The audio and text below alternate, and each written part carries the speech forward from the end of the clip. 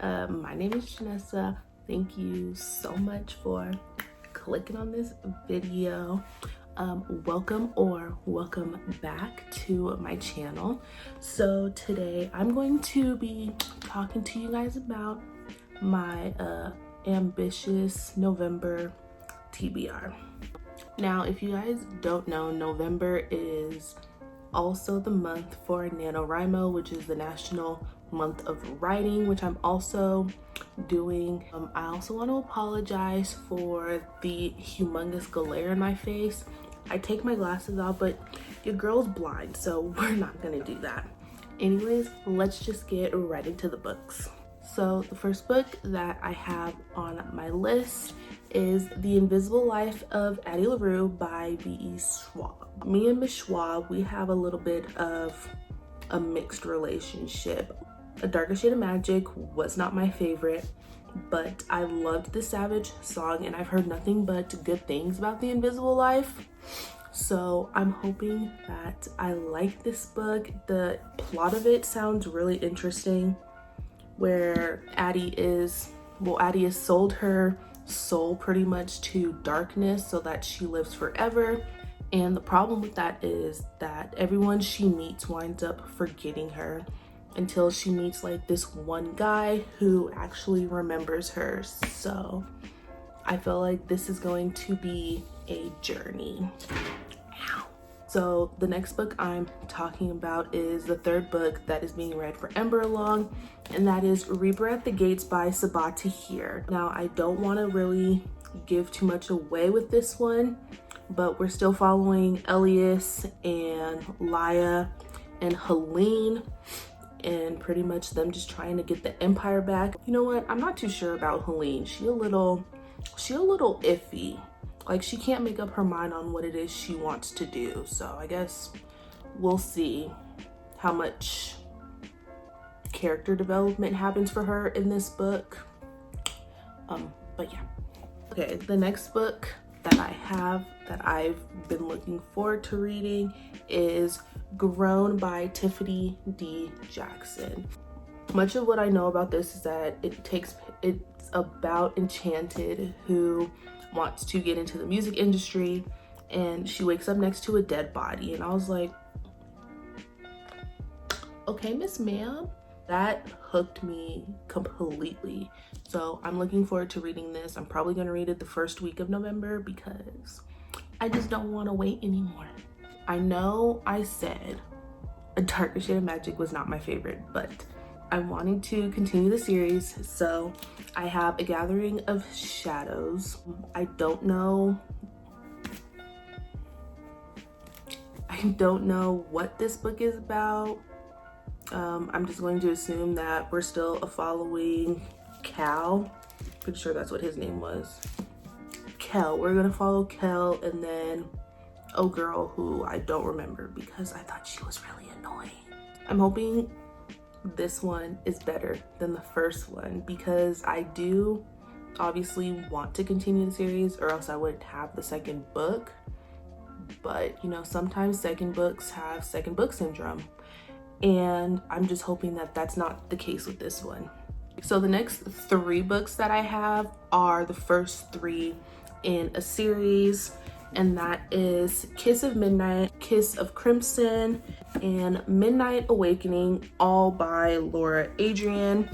So in all of these books, we're following the warriors that are part of the order, who are known as the Midnight Breed, and they're pretty much just vampires who are trying to keep the little humans safe, also while fighting rogues and pretty much being hunted.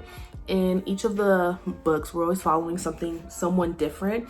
So in the first one, we are following Lucan and Gabrielle. The second one, we're following Dante and Tess. And then in the third one, we are following Elise and Tegan. So that's something I always liked about this series, is that we're not following the same character over 22 books, because that would be ridiculous. Each book deals with a new character, so it's always a new story in the same world. The next book that I have was actually a last minute ad for me, Deja over at Deja's Book World. She's hosting a readathon called Crimeathon, and this is pretty much just the only book that I'm going to be reading for that, and it's Sadie by Courtney Summers. I've read this before, but I don't remember much about it. All I remember is we're pretty much trying to figure out what happened to Sadie, who is trying to figure out what happened to her sister, I believe. Yeah, so she's not trying to find her sister. She ran away after her little sister was brutally murdered, and it's pretty much like a podcast, and we're just trying to figure out what happened to Sadie and all of that while she's looking for the person who murdered her sister. So I'm really hoping to get to this one, but if I don't get to it, it's fine. That is Frost by Rochelle Mead. This is the second book in Vampire Academy, and in this one we're obviously still following Rose and Lissa. Rose is still very much infatuated with her mentor Dimitri, and we're getting more of Christian, which that makes me happy because I remember always really liking Christian. And we're also still dealing with the Strigoi. I know that I'm going to like this one because it's a nice little continuation to the first book, leading up to all the drama that is going to happen down to the last 4 books. This book that I have right here was a book I actually wanted to read in October, but my library didn't have it until now. So I'm going to read it now. And that is The Good Indian, The Only Good Indians. I've heard really good things about this one, that it's creepy and spooky and a really good thriller, and I was here for it. So I'm hoping, well, this might be one of the first books that I decide to read this month, just because I've been waiting for so long. I seem to really like reading sequels in pairs of 3 this month, because I'm reading the 3rd book in Stalking Jack the Ripper, and that is Escaping from Houdini. I don't know what this one is about, besides obviously looking for Houdini, but I love Audrey Rose, I love Thomas, I love the relationship that was developed between them and how well it was written. And these stories, like, some people say Stalking Jack the Ripper wasn't their cup of tea, but I do think that this series is a case of you just have to get past the first book because it gets better. So I don't know if you guys remember or not, but recently I read The 7 Husbands of Evelyn Hugo, and I loved it so much. So I thought I'd pick up the other Evelyn book and see how I feel about that. And it is The 7 Deaths of Evelyn Hardcastle. Like always, I don't know what the heck's going on in this book. There is a map in here, and that is an automatic win. It says, the rules of Black Hearth. Evelyn Hardcastle will be murdered at 11 p.m. There are 8 days and 8 witnesses for you to inhabit. We will only let you escape once you tell us the name of the killer. Understood? Let's begin. Listen, that sounds so freaking intriguing. It's like, I think the game is Clue. It's kind of like Clue, but in a book form, and I'm excited for that. I think that's gonna be really interesting if it's done well. Leave it to me to drop all of my books. We are down to the final book, and this was also a last minute ad for me. I didn't know if I wanted to read this book, but I know there's been good reviews about it, and I think I just had to wait for me to want to read it, because I didn't want to go into it and be like, oh my gosh, this is trash, just because I wasn't in the mood to read it.